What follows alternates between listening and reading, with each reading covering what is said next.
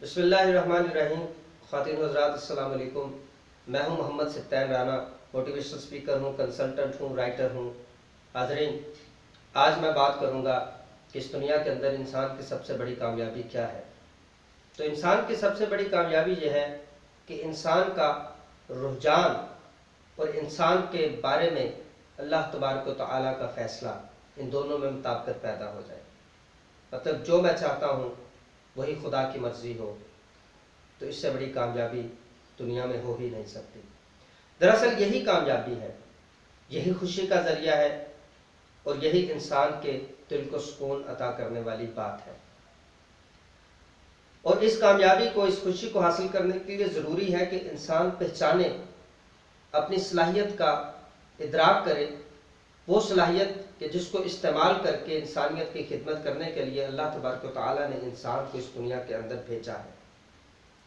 حضرت علی رضی اللہ تعالیٰ عنہ نے اسی لیے فرمایا کہ جس نے اپنے آپ کو پہچان لیا اس نے اللہ کو پہچان لیا۔ وہ کہ اپنی شخصیت کا ادراک کرنا اللہ کا ادراک کرنا ہے۔ اسی لیے تو علامہ اقبال نے فرمایا کہ اپنے من میں ڈوب کر پا جا سراغ زندگی، تو گر میرا نہیں بنتا نہ بن اپنا تو بن۔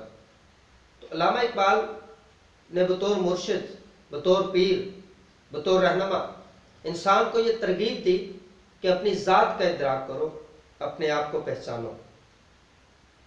یہاں پہ میں بتانا چاہوں گا کہ اصل پیر، اصل مرشد، اصل رہنما وہ ہے جو آپ کو اپنی ذات میں مگن نہ کرے، یعنی اپنے مرید کو اپنی ذات میں مگن نہ کرے، اپنی طرف اٹریکٹ نہ کرے، جادوگروں کی طرح، تماشبینوں کی طرح اپنی طرف مائل نہ کرے، بلکہ اپنی نظر کے ساتھ آپ کے اندر وہ حرارت پیدا کرے کہ آپ کو آپ کی شخصیت کا ادراک ہو جائے۔ اور جب انسان کو اپنی شخصیت کا ادراک ہو جاتا ہے تو انسان کی کامیابی کا سفر شروع ہو جاتا ہے۔